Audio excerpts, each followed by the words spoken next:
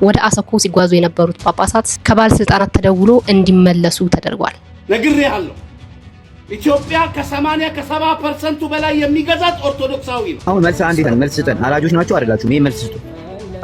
አይደለም ኢየሱስ ክርስቶስ ነው። በእኔ የማያምኑትን ተረዷቸው ያለው ማስረጃ አሳየን። ወንጌል ምዕራፍ 19 ቁጥር 27 ሰላምን በሰጠበት አንድነትን በሰጠበት መምህር ዲያቆን ሄኖክ ኃይሌ በመከራችን ቀን ቤተክርስቲያን በፈተናዋ ቀን ምዕመኖቿ በሚታረዱበት በሚሰቃዩበት ጊዜ ድምጾት የጠፋው ምን ሆነው ነው? ሰላም እንዴት ናችሁ? በድጋሚ በአዳዲስ መረጃዎች መጣሁኝ። የቅድስት ሥላሴ ተማሪዎች ወይም ደቀ መዝሙሮች በአርሲ ኦርቶዶክሳውያን ላይ እየደረሰ ያለውን ግፍና ጭፍጨፋ እንዲሁም የቤተክርስቲያንን ቃጠሎ አስመልክቶ ጥያቄዎቻቸውን ወደ ቤተ ክህነት ይዘው ሂደዋል። እሱን በሰፊው የምንመለከት ይሆናል። በከፍተኛ መሳሪያ ታጅበው ወደ አሰኮ እየሄዱ የነበሩት ጳጳሳት ከፍተኛ ባለስልጣናት ተደውሎላቸው ከፊታቸው ችግር እንዳለና እንዲመለሱ ታዘው ተመልሰዋል። መምህር ዲያቆን ሄኖክ ኃይሌ ዛሬ ቤተክርስቲያን ስደት ባለችበት ሰዓት ቤተክርስቲያን መምህራናትን በምትፈልግበት ሰዓት መምህሮቿን በምትፈልግበት ሰዓት ወዴት ነው ያሉት የሚል ጥያቄዎች እየወጡ ይገኛሉ። እነዚህንና ሌሎችንም ቪዲዮዎች በሰፊ የምንመለከት ይሆናል። ለዚህ ቤት አዲስ ከሆናችሁ ቤቱን ሰብስክራይብ፣ ቪዲዮንም ላይክና ሼር በማድረግ እንጀምር። አሁን የደረሰንን ሰበር ዜና እናስቀድም። በከፍተኛ መሳሪያ ታጅበው ወደ አሰኮ ሲጓዙ የነበሩ ጳጳሳት አሰኮ ሊደርሱ ሲሉ ከከፍተኛ ባለስልጣናት ተደውሎላቸው ከፊታችሁ ችግር አለ ተብለው እንዲመለሱ ተደርገዋል። ልክ እነርሱ እንደተመለሱ ደግሞ የፌዴራል ፖሊስ ያለምንም ኮሽታ አሰኮ ገብቷል። ይህ ሆን ተብሎ የተሰራ ሴራ ነው በሲል ኢኦቲሲ ታስክ ፎርስ በቴሌግራም ቻናሉ ዘግቧል። ሌላኛው የቅድስት ሥላሴ ተማሪዎችም ጥያቄዎቻቸውን ለቤተ ክህነቱ በጨዋ ደንብና ስርዓት ባለው መልኩ በዚህ መልክ አቅርበዋል። እሱን እንመልከት። ጀምሮ ክርስትናን በደስታ የተቀበለች ከሁሉም ማህበረሰብ ጋር በሰላም አብሮ በመኖር የታወቀች ለሀገርና ወገን በትምህርት ዘርፍ ፊደል ቀርጻ ስርዓተ ትምህርት ነድፋ ከፊደል እስከ መጽሐፍት በማስተማር እንደ አንድ የፍትህ ተቋም ሆና ያገለገለች በስነ ምግባር ሀገር ወዳድ ሩህሩህ ሙሉ ሰብዕና ያለው ዜጋ ያፈራች በኪነ ህንጻና በኪነ ጥበብ እስከዛሬ ድረስ ዓለም በአድናቆት የሚጎበኛቸውን ለሀገራችንም በቱሪዝሙ ዘርፍም ከፍተኛ ገቢ የሚያስገኙ አብያተ ክርስቲያናትንና ገዳማትን የስነ ጽሁፍ ጥበብ በቅርሳ ቅርስና አካባቢ ጥበቃ ረገድም ሺህ ዘመንን ምዕት ዓመታትን ያስቆጠሩ ጥንታውያን ቅርሶችን ያስገኘች በሀገራችን የተፈጥሮ ደን በሚመናመንበት ዘመን የተፈጥሮ ደንን በመንከባከብና በመጠበቅ ረገድ ከፍ ያለ ሚና የተወጣችና የምትወጣ ቤተክርስቲያን ናት። ነገር ግን ባለቤቷ እና ራሷ የሆነው ክርስቶስ እንደተናገረ ነገሮች ሁሉ አልጋ ባልጋ ሳይሆኑ በብዙ መከራ ውስጥ 2000 ዘመናትን አልፋ እዚህ ደርሳለች። በዚህም ዘመን በብዙ መልኩ ከዓለም መከራን የተቀበለች ትገኛለች። ከመከራዎቿ መካከልም ዋናውና አሳሳቢ ሁኔታ ላይ የሚገኘው የምዕመናን በግፍ መገደል፣ መሰደድ፣ ሀብት ንብረታቸው መዘረፍ እና የአብያተ ክርስቲያናትን መውደም ነው። ከአንድ ዓመት በፊትና 2018 ዓ.ም ብቻ እንኳን በምዕራብ ሐረርጌ ሀገረ ስብከት በአሰቦት ገዳም በአበው መነኮሳት ላይ ግድያ ተፈጽሟል። በምስራቅ ሸዋ ሀገረ ስብከት በዝቋላ ደብረ ከዋክብት አቡነ ገብረ መንፈስ ቅዱስ አንድነት ገዳም መናንያን ከየበዓታቸው ተወስደው በግፍ ተገድለዋል። አሁን ደግሞ ችግሩ ተባብሶ በምስራቅ አርሲ ሀገረ ስብከት በሽርካ፣ በሆሎንቆ፣ በመርቲ፣ በጉናና በአሰኮ ወረዳዎች በምዕመናንና በካህናት ላይ ተደጋግሞ የተፈጸመውን ግድያ ማንሳት ይቻላል። በዚህ ወር ግንቦት 23 2018 ዓ.ም በአሰኮ ወረዳ በተፈጸመው ጥቃት በርካታ ምዕመናን ተገድለዋል፣ ታግተዋል። በሺ የሚቆጠሩ ምዕመናን መኖሪያ ቤታቸው በእሳት ተቃጥሏል፣ ንብረቶቻቸውም ወድመዋል፣ ከቀያቸው ተፈናቅለዋል። 101 ዓመት ያስቆጠረው የጠለታ ቅዱስ ገብርኤል ቤተክርስቲያን ተቃጥሏል። የካራ ኩፍተና መድኃኔዓለም ቤተክርስቲያን ተዘርፏል። በዚህ ምክንያት ብፁዕ ቅዱስ ፓትርያርኩና የሀገረ ስብከቱ ሊቀ ጳጳስ የሐዘን መግለጫ ሰጥተዋል። እኛም የቅድስት ሥላሴ ዩኒቨርሲቲ ደቀ መዛሙርት የቤተክርስቲያኑ ልጆች እንደመሆናችን ሁላችንም በዚህ እኩይና ጸያፍ ድርጊት የተሰማንን ጥልቅ ሐዘን በብፁዕ አባታችን ፊት እንገልጻለን። በትጋት ልናገለግላት የምንማርላት የቤተ ክርስቲያናችን ጉዳይ ይመለከተና በማለት ከዚህ በመቀጠል ለብፁዕ አባታችን ያለንን ጥያቄ እንደሚከተለው እናቀርባለን። ብፁዕ አባታችን ሆይ ይህ በቤተ ክርስቲያን ላይ ተደጋግሞ የሚፈጸመው ግፍ ምክንያቱ ምንድነው? እስከ መቼስ ይቀጥላል? የሚያስቆመውስ ማን ነው? እኛስ በግፍ እየተገደልን ዝምታችን የሚቀጥለው እስከ መቼ ነው? በቤተ ክርስቲያን ልጆች ላይ በምዕመናን ላይ በየጊዜው እየተፈጸመ ያለው የስነ ልቦና ጥቃት፣ የአካል ጉዳት፣ ስደትና መከራ፣ ግድያ፣ የሀብት ንብረት መውደም እስካሁን ድረስ ቀጥሏል። በየጊዜው እየተፈጸመ ያለው በመሆኑም ጥቃት ፈጻሚው አካል ተጣርቶ ህጋዊ እርምጃ ጉዳዩ በሚመለከተው አካል ተወስዶ በህይወታቸው በቤታቸውና በንብረታቸው ላይ ጥቃት የተፈጸመባቸው ምዕመናን እውነተኛ ፍትህ እንዲያገኙ ብፁዓን አባቶቻችን በጥባትና በቁርጠኝነት የመንፈስ ቅዱስ ልጆቻቸውን ከሞትና ከስደት እንድታድኗቸው በልጅነት መንፈስ እንጠይቃለን፣ እንማጸናለን። ሶስተኛ በምስራቅ አርሲ ዞን በደረሰው ጥቃት ምክንያት ከቤት ከንብረታቸው የተፈናቀሉ በብዙ ሺህ የሚቆጠሩ ምዕመናንን በአሁኑ ወቅት በጽኑ ችግር ውስጥ ስለሚገኙ አፋጣኝ የሆነ የነፍስ አድን እርዳታ እንዲደረግላቸውና ደህንነቱ ተረጋግጦ ወደ ስፍራቸው ተመልሰው ኑሯቸውን ማቋቋም የሚችሉበት የተጠናና መሬት ላይ የወረደ ስራ እንዲሰራ ስንል በአክብሮት እንጠይቃለን፣ እንማጸናለን። እስካሁን በተፈጸሙ ጥቃቶች ቅዱስ ፓትርያርኩ፣ የቅዱስ ሲኖዶስ ጽሕፈት ቤት፣ የጠቅላይ ቤተ ክህነት ጽሕፈት ቤትና የሀገረ ስብከቱ ጽሕፈት ቤት መግለጫ የሰጡና የተደረጉ እንቅስቃሴዎች ያሉ መሆኑን በመገንዘብ ችግሩን ልባት እንዲያገኝ እና አንደኛ አስቸኳይ የሆነ የቅዱስ ሲኖዶስ ምልዓተ ጉባኤ ተደርጎ ጉዳዩ በትኩረትና በጥልቀት ተመክሮበት ዘላቂ መፍትሄ ተሰጥተው ተግባራዊ እንዲደረጉ፣ ሁለተኛ በሁሉም አብያተ ክርስቲያናት ዓለም አቀፍ የምህላ የሐዘን ቀን ታውጆ እንዲሰራ ወይም እንዲታወጅ፣ ሶስተኛ ላረፉ ወንድሞቻችንና እህቶቻችን ጸሎተ ፍትሐት እንዲደረግ፣ አራተኛ ጥቃቱ በደረሰበት ስፍራ ብፁዓን አበው ሊቃነ ጳጳሳት መምህራን ወንጌል የሚገኙበት የማጽናኛና የማጽኛ መርሃ ግብር ወይም ጉባኤ እንዲደረግ፣ ስድስተኛ ምዕመናን ላይ በደረሰው ጥቃት ለማጣራት ወደ ስፍራው የሚሄዱ አካላት የሚያወጡት መረጃና ዘገባ እርስ በርሱ የሚጣረስ በመሆኑ ይህን ድርጊት የሚፈጽመው አካል ከስህተቱ እንዲታረምና ትክክለኛ መረጃ የሚሰጡ አጣሪ አካላት እንዲላኩ፣ የተገኘው እውነተኛ መረጃም ዓለም ሁሉ በሚሰማው መግባቢያ ቋንቋ ለዓለም አብያተ ክርስቲያናትና ለዓለሙ ማህበረሰብ ሰፊ የሆነ የሚዲያ ሽፋን ተሰጥቶበት እንዲዘገብ። እስካሁን በብዙ ስፍራ ጥቃቱ መፈጸሙ ስለሚታወቅ ይህ እኩይ ድርጊት ወደፊት በሌሎች ስፍራዎች እንደማይደገም እርግጠኛ መሆን ስለማይቻል ከፍተኛ ስጋት አሳድሮብናል።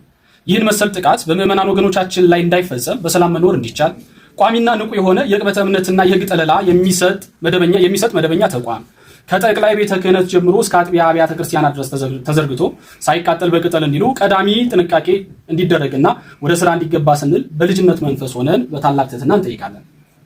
የመንበረ ፓትርያርክ ጠቅላይ ቤተ ክህነት ጽሕፈት ቤት ከመንግስት ጋር የጀመረውን ውይይት ከግምት ውስጥ በማስገባት እና አጠናክሮ እንዲቀጥል በማሳሰብ የመንግስት የመጀመሪያ ተግባሩ የዜጎችን ደህንነት መጠበቅ፣ ዜጎች በሃይማኖታቸውና በማንነታቸው ተለይተው እንዳይጠቁ አስተማማኝ ዋስትና መስጠት፣ የህግ የበላይነትን በተግባር ማረጋገጥ ስለሆነ ከአሁን ቀደምም ሆነ በዚህ ሳምንት በተለያዩ ጊዜያት ሰብአዊ ጉዳትና ግድያ የደረሰባቸው ንጹሐን ኦርቶዶክሳውያን የአደባባይ ፍትህ እንዲያገኙ እንዲደረግልን እንጠይቃለን።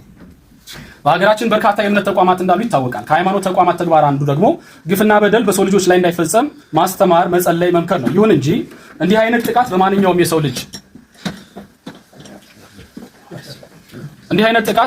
የሰው ልጅ ላይ ሲፈጸም እኩይ ድርጊትን አለማውገዝ፣ ከተጎጂዎች ጎን አለመቆም ከሞራልም ከሃይማኖትም አንጻር የሚጠበቅ አይደለምና በፈጣሪ ዘንድም የሚያስጠይቅ ስለሆነ በምስራቅ አርሲ ዞን ከቤት ንብረታቸው ለተፈናቀሉ ለተገደሉ ኦርቶዶክሳውያን ለተቃጠለችው ቤተክርስቲያን ፍትህ ለማረጋገጥ የበኩላቸውን ተቋማዊ አስተዋጽኦ እንዲያደርጉ ብፁዓን አበው ሊቃነ ጳጳሳት በኩል ጥሪ እንዲደረግላቸው ክትትል እንዲደረግ እንጠይቃለን። በመጨረሻም የልጅነት ጥያቄያችንን ጉዳዩ ለሚመለከተው አካል የተጎጂ ኦርቶዶክሳውያን ጥቃት እንዲቆም ብፁዓን አባቶቻችን ለምታደርጉት አባታዊ ተጋድሎ እኛ ልጆቻቸው ደቀ መዛሙርት የሚጣልብንን ሐዋርያዊና መንፈሳዊ ግዴታችንን ለመወጣት ዝግጁ መሆናችንን እናረጋግጣለን። እጅግ በጣም የሚገርም ትህትና በተሞላበት ነው ጥያቄዎቻቸውን ያቀረቡት። እነሱ ያቀረቡት የሁሉም ኦርቶዶክሳውያን ጥያቄ ነው። እንግዲህ ጥያቄዎቻቸውን ተቀብለው ተገቢ የሆነ መልስ በተግባር እንደሚመልሱልን ተስፋ እናደርጋለን። ሌላኛው ሁሱ ተጠይቆ የመለሰውን መልስ እንመልከት። አሁን መልስ አንዴት ነው። መልስ ስጠን። አላጆች ናቸው አይደላችሁም? ይሄ መልስ ስጡ። አይደለንም። ኢየሱስ ክርስቶስ ነው። በእኔ የማያምኑትን ተረዷቸው ያለው ማስረጃ አሳየን። ያው ናቸው። ሉቃስ ወንጌል ምዕራፍ 19 ቁጥር 27 የእናንተ መሪዎቻችሁ ጭምር እያሉ እና ያውና መጽሐፍ መሪዎቻችሁ ጋር እያሉ አይደል ወይ? እናንተ ናውጣ ብለኸኛል፣ ላወጣልህ ነው በራስህ እጅ 27 ነው ይላል። ታነብልኛለህ? አንብብልህ። እረዷቸው ይላል ኢየሱስ ቃል በቃል። ያው ነገር ግን እነዚያን በላያቸው ለነገሥ ያልወደዱትን ጠላቶችን ወደዚህ አምጧቸው፣ በፊቴም ምን አድርጓቸዋል? አሁን የተነሳ እንጂ ወለክ አሎ በጌ ይህን ታሪክ በደንብ ግልጽ ለማድረግ ክርስቶስ በምሳሌ ያስተማረበትን ነገር አንስቶ ነው እንደዚህ የሚያወራው። እስቲ ምሳሌው ምን ነበር የሚለውን ስንመለከት ማቴዎስ ወንጌል ምዕራፍ 25 ከቁጥር 15 ጀምሮ ያለው ምሳሌ ጋራ የተያያዘ ነው። ገዢ ወደ ሌላ ሀገር ይሄድና ለራሱ መንግስትን ሽቶ ባሪያዎቹ እያንዳንዳቸው ምናን ይሰጣቸዋል። ከሄደበት ሀገር ሲመለስ አትርፈው እንዲጠብቁትን ይነግራቸዋል። ይሄዳል። ያ ንጉስ ተመልሶ በመጣበት ጊዜ ባሪያዎቹን ሰጣቸው ምናን እንዳተረፉበት ማወቅ ስለፈለገ እያንዳንዳቸውን በግል ይጠራቸዋል። መጀመሪያውን ጠራው። ጌታዬ በሰጠኝ ምናን ይህን ያህል ምናን አተረፍኩበት ብሎ ይለዋል። ንጉስ ይመርቀዋል። ሁለተኛው መጣ። ጌታዬ በዚህ በሰጠኝ ምን ሌላ ምናና ተረፍኩበት ይላል፣ ይመርቀዋል። ሶስተኛው የመጣው ግን እንደዛ አልነበረም። ጌታ ሆይ አንተ ጨካኝና ዘራውን የምታጭድ ስለሆንክ ያንን አውቄ በጨርቅ ጠቅልዬ ቀበርኩት ብሎ ይለዋል። በዚህም ሰዓት ንጉስ ይቆጣል። እኔ ያልዘራሁትን የማጭድ መሆኔን በምን አወቅ? ደግሞስ ያንን ምናን ለምን ለሌላ አልሰጣውም? ከሌሎች ባሪያዎቼ ትርፍ አድርጌ ቀበለው ነበር ይልና በዚህም በጣም ይቆጣና ያን ሰው ይፈርድበታል ማለት ነው። ከዛም በኋላ በላያቸው ልነግስ ያልወደዱትን ሌሎቹን አውንጧቸውና በፊቴ ያራቸው ብሎ ያ ንጉስ ይናገራል። ከዛም በኋላ ጌታችን ኢየሱስ ክርስቶስ ይህንን ምሳሌ አድርጎ ካቀረበ በኋላ ወደ ኢየሩሳሌም ተመለሰ ብሎ ይላል ማለት ነው። ምሳሌ እንግዲህ ኢየሱስ ክርስቶስ ቃል በቃል እንደዚህ ብሏል ብሎ ነው የመለሰለት። በሚገርም ሁኔታ ኦርቶዶክሳዊ ወንድማችንም ጥሎ ወጥቷል፣ ወይም እዛው ዲፌንድ አላደረገም፣ አልመለሰም። አንዳንድ ጊዜ የማናውቅ ከሆነ እነሱ አይነት እንደነዚህ አይነት ዲቤቶች ላይ ወይም ክርክሮች ላይ ጥያቄም ለመጠየቅ ባንገባ መልካም ነው። ምክንያቱም አንድ ሰው የጠየቀው ጥያቄ እዛ ውስጥ ብዙ ልጆች እየተማሩ ወይም ብዙ ልጆች እየተከታተሉ ሊሆኑ ይችላሉ። እንደዚህ ብሎ ሲመለስለት ብዙሃኑ ትክክል መስሏቸው እውነት መስሏቸው ይሄን ነገር ተቀብለው ሊወጡ ይችላሉ ማለት ነው። እናም ኦርቶዶክሳውያን አውቀን ተምረን የራሳችንን መጽሐፍ ይዘን በደንብ ካወቅን በኋላ ጥያቄዎቻችንን ብንጠይቅ መልካም ነው ሙስሊሞችን ማለት ነው። ያለበለዚያ ደግሞ ጥያቄ የሚያደርግብን ነገር ኮንፊውዥን የሚፈጥርብን ነገር የራሳችንን መምህሮች ብንጠይቅ መልካም ነው፣ ሌሎችም እንቅፋት እንዳንሆን ማለት ነው። ነግሬሃለሁ። ኢትዮጵያ ከ80-70% በላይ የሚገዛት ኦርቶዶክሳዊ ነው። ተጠንቀቅ። በፖሊስ ብትገባ፣ በመከላከያ ብትገባ፣ በገዢዎቿ ብትገባ፣ በባለስልጣናቷ ብትገባ ተጠንቀቅ። ትዕግስት ነው፣ ፍቅር ይገዛናል። ወንድማማችነት እያልን እየተውን ነው።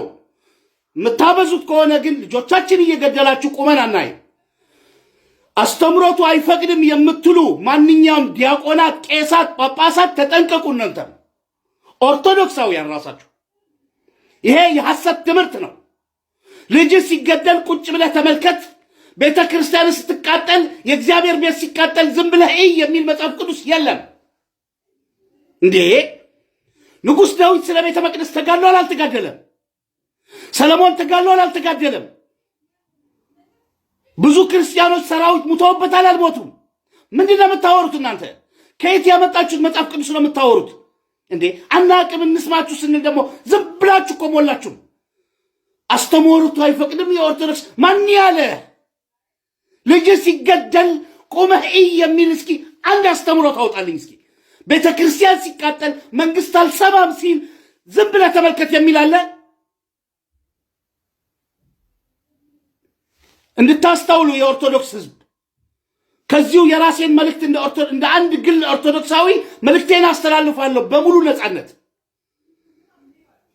ማንንም ግደል አላልኩም እኔ። ነገር ግን ራስን ሊገል የመጣ አንተንና ልጆችን ሊያጠፋ የመጣ ሃይማኖትን ሊያቋሽሽና ሊያጠፋ የመጣን ሰው የመግደል ስልጣን ሙሉ በሙሉ መጽሐፍ ቅዱስ ሰጥቷል እንዴ! ጭራሽ ቄሶች ናችሁ እና ከብራችኋለን ስንል ግፍ ሲበዛ ጽዋ ሞልቶ ሲፈስ እንዲህ ያናግራልና ሁሉም ሰው ወዱ አይደለም እንደዚህ የሚናገረው እንደዚህ የሚጮኸው።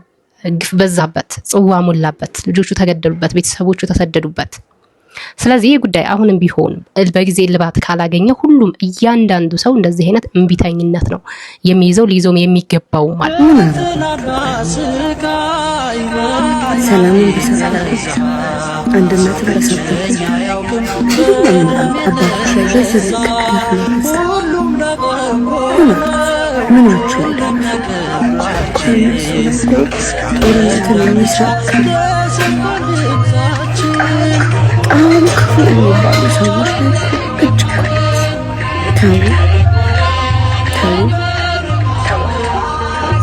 ተው። ሰሞኑን በሚደረገው ነገር ነው ድምጽ የሆነችው እህታችን። ብዙ ጊዜ ኦርቶዶክስ ስትነካ መምህራኖች ሲነኩ ድምጽ ትሆናለች። እናመሰግናለን። ነገር ግን አሁን ላይ ደግሞ የብዙሃኑ ጥያቄ የሆነው መምህር ዲያቆን ሄኖክ ኃይሌ የት ጠፉ ነው። መምህራችን አሁን በዚህ ሰዓት እርስዎን በምንፈልግበት ሰዓት የእርስዎ ቃል በሚያጽናናን ሰዓት የት ሄዱ የሚል ጥያቄ ብዙሃኑ እየጠየቀ ይገኛል። እሳቸው የሚመሩትም ጃንደረባው ትውልድም ጭምር ወዴት አሉ እየተባለ ይገኛል። መምህር ዲያቆን ሄኖክ ኃይሌ በመከራችን ቀን ቤተክርስቲያን በፈተናዋ ቀን ምዕመኖቿ በሚታረዱበት በሚሰቃዩበት ጊዜ ድምጾት የጠፋው ምን ሆነው ነው ወይስ ከዚህ ቀደም ይህንን እንደሰማ ነው እውነት ይሆን? ደረባው ሚሽን ተቀብሎ ሊመጣ ይህንን ያየ የአሜሪካ ሴናተር፣ ይህንን ያየ የተባበሩት መንግስታት፣ ይህንን ያየ የዓለም መንግስታት በኢትዮጵያ የእምነት ነፃነት የለም፣ በኢትዮጵያ ያሉት ክርስቲያኖች ይጨቆናሉ፣ በኢትዮጵያ ያሉ ኦርቶዶክሳውያን ይገደላሉ ቢባል ማን ነው የሚያምነው? ማንም አያምነው። ሳችሁ የዛሬ 7 ወር 8 ወር አካባቢ እንደዚሁ ስለ አርሲ እየጮህን ነበረ። ነገር ግን የገና በዓልን አስመልክቶ የአላፋት ዝማሬ ተብሎ ተወጥቶ ነበር። ይህንን ደግሞ በትልቁ ሲቃወም የነበረው መምህር ዘመድኩን ነው። ዘመድኩን በጣም ሲጮህ ነበረ። ባካችሁ ይህን ነገር አስቁሙ፣ ባይቆም እንኳን ቢያንስ የአርሲ ኦርቶዶክሳውያን ድምጽ የሚሰሙበት መንገድ ፈጠሩ፣ እዛ ሁናችሁ ድምጻችሁን ለዓለም አሰሙ እያለ እየጮኸ ነበረ። ነገር ግን የሰማው አካል አልነበረም። እንዲያውም ይሄ ፕሮሰስ የአርሲ ኦርቶዶክሳውያን ግድያ ዋይት ሃውስ ድረስ ገብቶ ነበር፣ ወይም የውጭ መንግስታት ድረስ ደርሶ ነበር። እዛ ያሉ ወንድሞቻችን እዛ ድረስ ሂደው ነበር። ነገር ግን በዚህኛው ምክንያት ድምጻችን እንዳይታፈን ብለው እነሱም በመስጋት ብዙ ጥያቄዎችን እያነሱበት ነበረ፣ መምህር ዲያቆን ሄኖክ ኃይሌ ላይ ማለት ነው። እና አሁን ላይ ብዙዎች ይቅርታ እያሉ ይገኛሉ። ዘመድኩን አንተ በጣም ይታይሃል፣ አንተ ትክክል ነበርክ፣ እኛንን ከሱ ጎን ሆነን ስናጨበጭብ የነበረውና ይቅርታ አድርግልን እያሉ ኦፊሻሊ እየጠየቁት ነበር።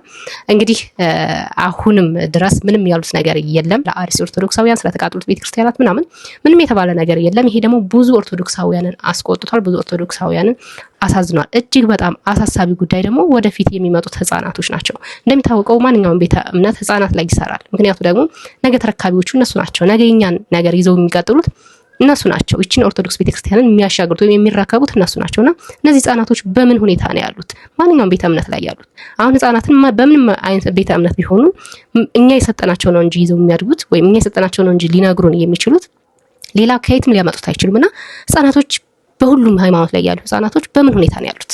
ወይኔ ኢትዮጵያ በጣም ተስፈራለች። ማሚ አርሲ ግን የት ነው? አርሲ ኢትዮጵያ ውስጥ ምን ነው?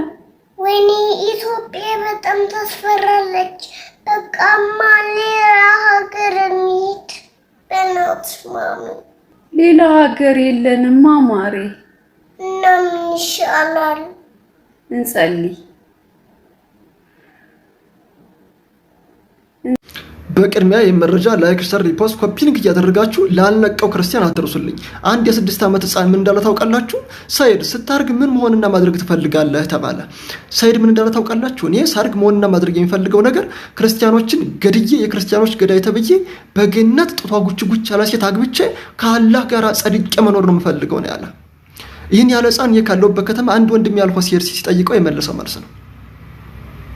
ለምን ካላችሁኝ ከቤተሰብ አስተምሮ እስከ መስጊድ ድረስ የሚያስተምሯቸው አስተምሮ እኛን ገለው ስለመጽደቅ ወይም ክርስቲያንን ገለው ስለመጽደቅ ስለሆነ ነው።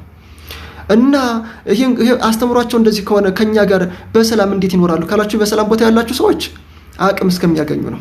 ለዚህ ምልክቱ አቅም ባገኙበት ቦታ ወገኖቻችንን እያረዷቸው ነው፣ ቤተ እምነታችንን እያቃጠሉ ነው። መድኃኒቱ ምንድነው ካላችሁኝ አክራሪ እስላምን ወይም ገዳችንን አስተዳጃችንን ከመከላከል አልፈን ልንቃወመው፣ ቋንጆውን ልንቆርጠው፣ አከርካሪው ልንሰብረው ይገባል። በሀገራችን ተከብረን የመኖር መብት አለን። ራሳችን የምናስከብረው ደግሞ ራሳችንን እንጂ ማንም አይመጣልንም እያልኳቸው ነው ያለሁት። ስለዚህ ገዳያችሁን ግደሉ፣ አሰዳጃችሁን አሳዱ እያልኳቸው ነው ያለሁት።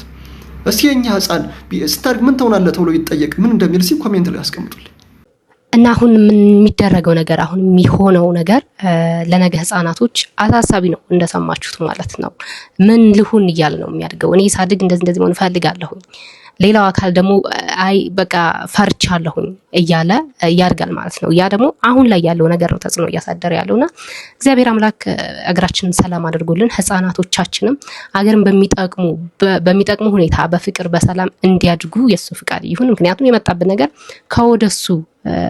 ከወደሱ ሰላም ከወደሱ መፍትሄ ካልመጣ እጅግ በጣም ያስፈራል። ከአሁኑ የሚመጣው በጣም ያስፈራልና እግዚአብሔር ኢትዮጵያ ሀገራችን ኦርቶዶክስ ሃይማኖታችንን ይጠብቅልን። በሌላ በአዲስ ቪዲዮ ተመልሼ እስከምመጣ ድረስ ቤቱን ሰብስክራይብ፣ ቪዲዮን ደግሞ ላይክ እና ሼር አድርጉት። ቸር ቆዩ።